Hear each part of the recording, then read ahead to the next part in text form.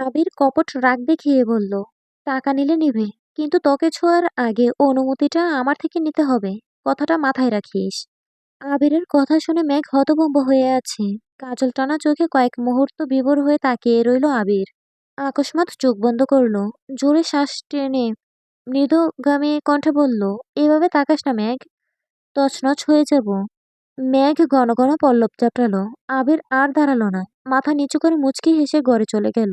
এদিকে মেঘের মনের অবস্থা কাহিল। জ্ঞান হারাতে হারাতেও হারায়নি। মেঘ রুমে এসে ড্রেসিং টেবিলের সামনে দাঁড়ালো। মেঘের মেঘলা আকাশে আবির যেন রংধনু হয়ে উঠেছে। মন খারাপের মৌসুমী দু একটা কথা বলে মনে তোলপাড় চালায়। আবিরের তীক্ষ্ণ চোখের চাউনি, তীব্র অধিকার নিয়ে কথা বলা, এক একটা বাক্যে টালমাটাল মেঘ। দীর্ঘ সময়ের নীরবতা ভেঙে মেঘ মনে মনে বলতে লাগলো, পুরুষ হাঁসটা আবির আর মহিলা হাঁসটা মেঘ হলে কেমন হবে। একদিন তাদের বিয়ে হবে, ছোট্ট একটা সংসার হবে। তারপর তাদের ঘর আলো করে একটা রাজকন্যা, না হয় রাজপুত্র আসবে। উফ! মেঘ বলে মেঘ লজ্জায় দুহাত নিজের মুখ ঢেকে ফেলল। ব্লাশন ছাড়াও গাল দুটো টকটকে লাল দেখাচ্ছে। লজ্জায় অসাড় মেঘের চিবুক নেমে গলায় ঠেকেছে।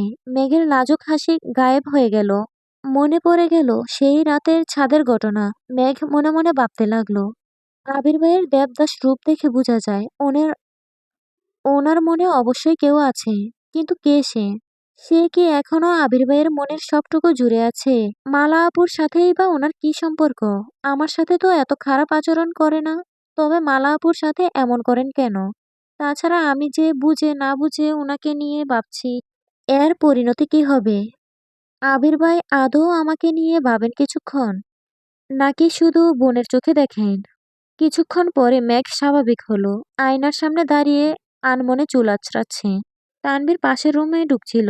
হঠাৎ মেঘকে দেখে ঠাট্টার স্বরে বলল, এত আয়না দেখিস না বনু, তোর মতো পেতনির রূপে আয়না ভেঙে যাবে। আবির গর্জে উঠল।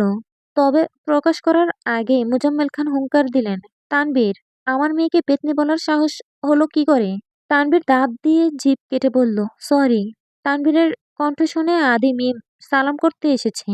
মেঘও গেল সালাম করতে, কিন্তু তানভীর বুঝতে পেরে দৌড়াতে শুরু করে।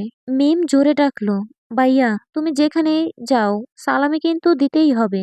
তানভীর উঠোনের মাঝখানে দাঁড়িয়ে বলল, সালামি দিব, কিন্তু একটা শর্তে, তোরা আমাকে সালাম করতে পারবি না। আদেশ সহসা রাজি হয়ে গেল। বলল, আমার সালামি হলেই হবে। তানভীর একে একে সবাইকে সালামি দিল। মেঘ মুখ ফুলিয়ে দূরে বসে আছে।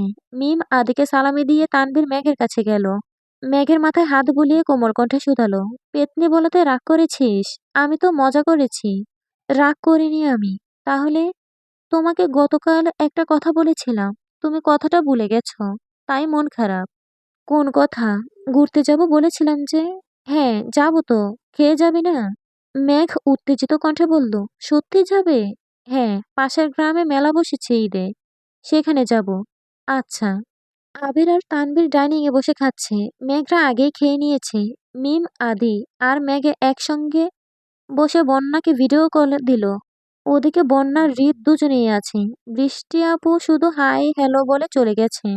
কথা বলতে বলতে এক পর্যায়ে মেঘ তানভীরের দিকে ক্যামেরা ঘুরালো। তানভীর তখন সেন্টু গেঞ্জি পরা। বন্যা তানভীরকে দেখে থতমত খেয়ে চোখ সরিয়ে নিল। তানভীর হাত দিয়ে নিজের শরীর ঢাকার চেষ্টা করলো। বন্যার দিকে এক নজর দেখলো। সাদামাটা মেয়েটা আজ বেশ সাজগোজ করেছে।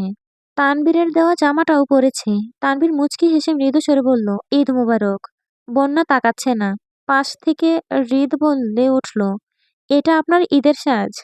হৃদের কথা শুনে আবির হেসে ফেলল। আবির হতাশ ভঙ্গিতে বলল আবির হতাশ ভঙ্গিতে বলল, বেচারা সেজে কি করবে? হৃদ শোধালো, পাশে কে কথা বলে? মেঘ ক্যামেরাটা আবিরের দিকে ঘুরিয়ে তৎক্ষণাৎ সরিয়ে নিল। স্বাভাবিক কণ্ঠে বলল, কেউ না। না, আমি স্পষ্ট শুনেছি। কে যেন কি বলল। মেঘ পুনরায় বলল, কোথায়? কেউ নেই। আবির গুরুগম্ভীর কণ্ঠে বলল, জলজন্ত একটা মানুষ বসে আছে, অথচ কি সুন্দর করে বলছে, কেউ নেই। মেঘ যে আবিরকে দেখাতে চাচ্ছে না, এটা তার কথাতে স্পষ্ট বোঝা যাচ্ছে। আবিরও তেমন কিছু বলল না। কিছুক্ষণ পরেই আবিরের ফোন বাজতে শুরু করলো। মেঘরা তখনও ওখানেই উপস্থিত। আবির মেঘের দিকে তাকিয়ে ক্ষীণ হাসল। কল রিসিভ করে মোলায়েম কণ্ঠে বলল, ঈদ মুবারক। ওপাশ থেকে মালা বলল, ঈদ মুবারক। ঈদ কেমন কাটছে? আলহামদুলিল্লাহ। তোমাদের? খুব ভালো। মামি কোথায়? সাকিবরা কোথায়? ভিডিও কল দাও। তোমাদের দেখি। মালা আদুরে গলায় বলল,